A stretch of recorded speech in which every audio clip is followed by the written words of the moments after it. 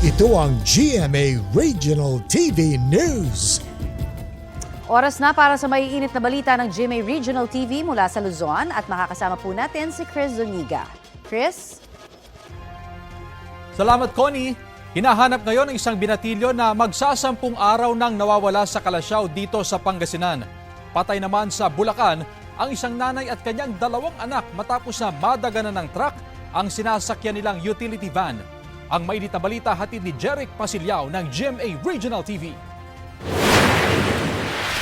Yuping-yupi ang harapang bahagi ng utility van na iyan matapos madaganan ng truck sa Angat, Bulacan.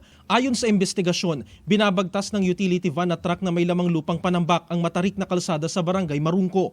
Bigla umanong nawalan ng kontrol ang driver ng truck. Sinubukan niyang magpreno, ngunit tumaglid ang truck hanggang sa madaganan ng utility van. Dead on arrival sa ospital ang sakay ng van na si Angeline Herrera at 2 niyang anak na edad 6 at 2. Nakaligtas naman ang kanilang padre de pamilya. Nagkaareglo na ang 2 panig.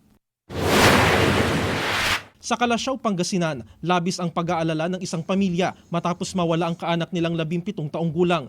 Kwento ng tiyahin ng nawawalang si John Lloyd de Vera, pasado 11:00 ng gabi noong November 23 nang magpaalam ang binata na pupunta lang sa convenience store. Ngunit matapos ang ilang oras, hindi pa siya umuwi.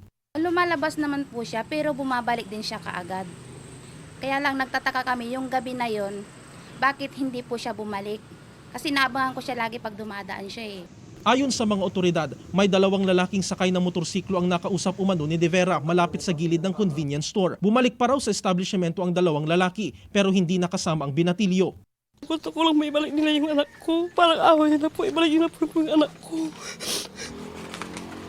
Hindi ko alam po sa ano, wala naman siyang hindi kwento sa akin. Pati pag umaalis na po sir, nagpapaalam sa akin. Huling nakita si De Vera, suot ang isang itim na t-shirt, jersey shorts at nakatsinelas. Patuloy ang investigasyon ng pulisya sa pagkawala ng binatilyo. Jeric Pasilyao ng GMA Regional TV, nagbabalita para sa GMA Integrated News.